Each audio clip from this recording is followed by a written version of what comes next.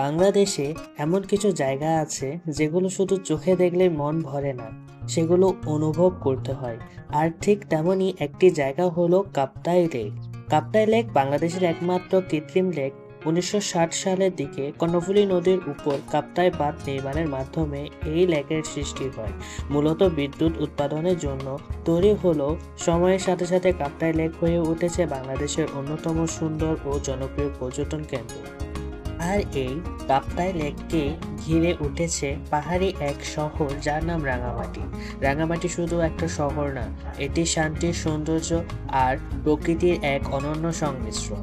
সবুজ পাহাড়, আঁকাবাঁকা রাস্তা, হালকা কুয়াশা আর ঠান্ডা বাতাস, সব মিলিয়ে রাঙামাটি এমন এক জায়গা যেখানে এলে মন আপনা আপনি হালকা হয়ে যায়। শহরের কোলাহল, ব্যস্ততা, মানসিক চাপ সবকিছুই যেন রাঙামাটিতে এসে থেমে যায়। আর আজকের এই সুন্দর যাত্রাটা শুরু হয়েছিল খুব ভোরে। আমাদের যাত্রাটা শুরু চট্টগ্রামের 2 নম্বর গেট বিপ্লবী উদ্যান হতে। এই যাত্রার জন্য আমাকে ভোর 5টায় ঘুম থেকে উঠতে হয়েছিল। সত্যি বলতে কি, শীতের সকাল, ঘুম ছেড়ে ওঠাটা সহজ ছিল না, কিন্তু ওই যে ভ্রমণের টান সব আলসেমি দূর করে দিয়েছিল। সকাল 6টার মধ্যেই আমাদের সবাইকে 2 নম্বর গেট বিপ্লবী উদ্যানে উপস্থিত হতে হয়। চারপাশে তখনও অন্ধকার ভাব, হালকা কুয়াশা আর শীতল বাতাসের শরীর কাঁপানো ঠান্ডা। সেদিন বাইরে তাপমাত্রা ছিল প্রায় 13 ডিগ্রি সেলসিয়াস। ঠান্ডায় হাত পা জমে যাচ্ছিল, কিন্তু সবার চোখে ছিল ভ্রমণের উচ্ছ্বাস।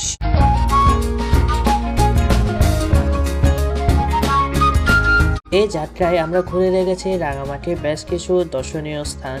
এর মধ্যে প্রথমে ছিল নৌকা ভ্রমণ, যেটা ছিল পুরো ট্রিপের সবচেয়ে স্মরণীয় অংশ। তারপর এলো শান্ত আর বিস্তৃত কাপ্তাই লেক, প্রাকৃতিক সৌন্দর্যে ঘেরা জীবতলি, লেকের ধারে অবস্থিত লেক শোর, পাহাড়ের উপর থেকে ভিউ নেওয়ার জন্য বিখ্যাত প্যানোরামা জুম রেস্তোরাঁ, রাঙামাটির আইকনিক ঝুলন্ত ব্রিজ ও পরিবার নিয়ে সময় কাটানোর জন্য সুন্দর পলয়ে পার্ক। যাত্রাপথে আমাদের সামনে পড়ে দুটি চেকপোস্ট। এর মধ্যে একটি ছিল আর্মির চেকপোস্ট আর একটি ছিল বিজিবির চেকপোস্ট। এই দুইটি চেকপোস্ট থাকার মূল কারণ হলো এলাকাটি কত নিরাপত্তা ব্যবস্থা।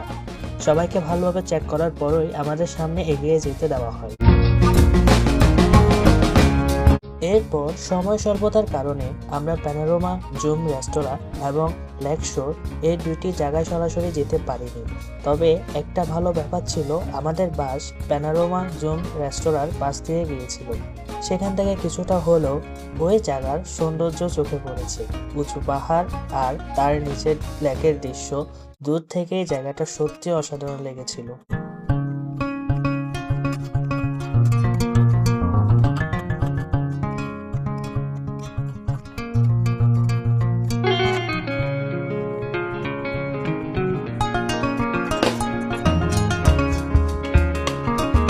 এরপর আমাদের মূল কাজ ছিল বোট ভাড়া করা। সবকিছু ঠিক করে আমরা একটি বোট ভাড়া করি, যার জন্য মোট খরচ পড়ে 2500 টাকা।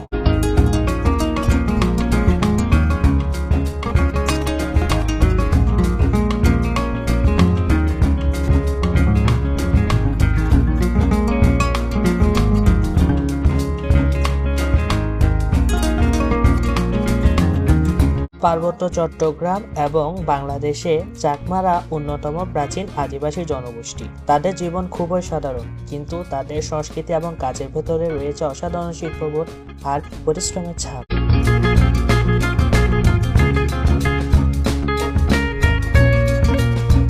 বোটে আমাদের পরিবারের সবাই ছিল, আর সঙ্গে ছিল কিছু অপরিচিত মানুষও। যদিও তারা আমাদের পরিচিত ছিল না, তবুও সবাই ছিল খুবই আন্তরিক এবং বন্ধুসুলভ।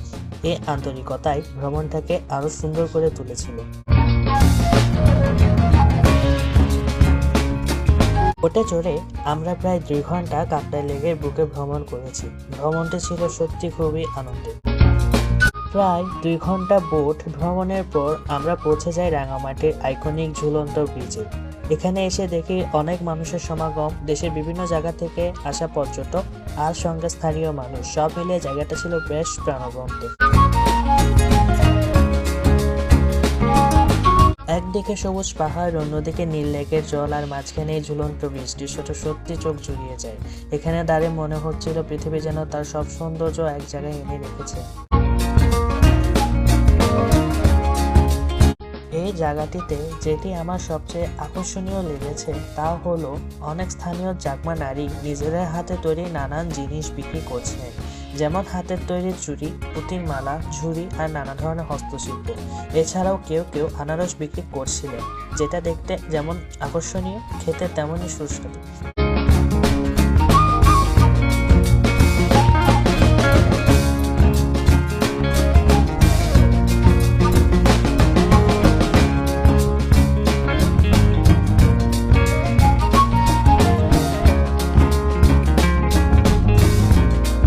ঝুলন্ত ব্রিজে কিছু সময় কাটানোর পর আমরা আবার আমাদের যাত্রা শুরু করি পরবর্তী গন্তব্যের উদ্দেশ্যে, পলোয়ে পার্ক।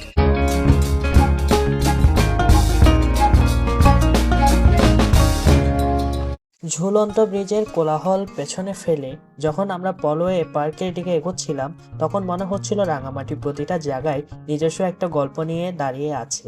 পলোয়ে পার্ক রাঙামাটির একটি পরিচিত ও জনপ্রিয় বিনোদন কেন্দ্র। এই পার্কটি মূলত তৈরি করা হয়েছে পর্যটক আর স্থানীয় মানুষদের জন্য, একটি শান্ত, সবুজ ও পারিবারিক পরিবেশ দেওয়ার উদ্দেশ্যে। চারপাশে গাছপালা, খোলা জায়গা আর বসে বিশ্রাম নেওয়ার সুন্দর জায়গা, সব মিলিয়ে পলোয়ে পার্ক শহরের কোলাহল থেকে একটু দূরে শান্ত সময় কাটানোর জন্য আদর্শ জায়গা।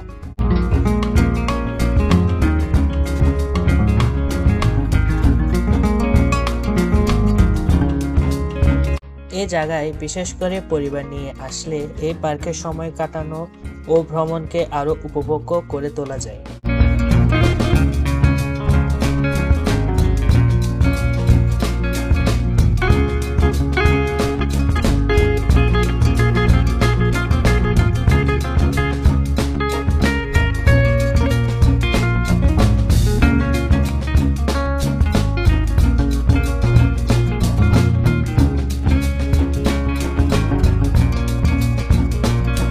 পলোয়েল পার্ক থেকে বের হয়ে এরপর আমরা যাই কাপ্তাই ধাবা লেক ভিউ রেস্টুরেন্টে।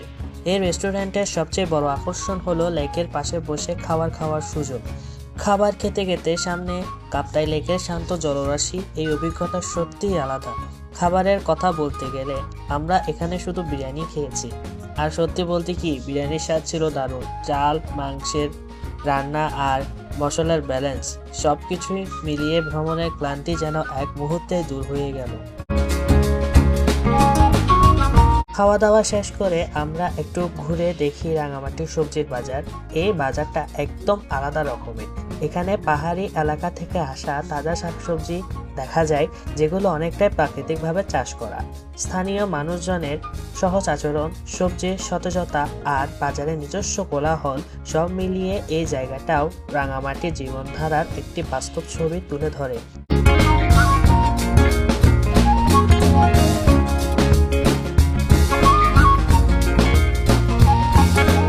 এদিকে আমাদের ইচ্ছে ছিল বিদ্যুৎ কেন্দ্র ঘুরে দেখার, কিন্তু দুর্ভাগ্যবশত সেদিন আমাদের কাছে ভ্রমণ পাস না থাকায় আমাদের ভেতরে ঢুকতে দেওয়া হয়নি।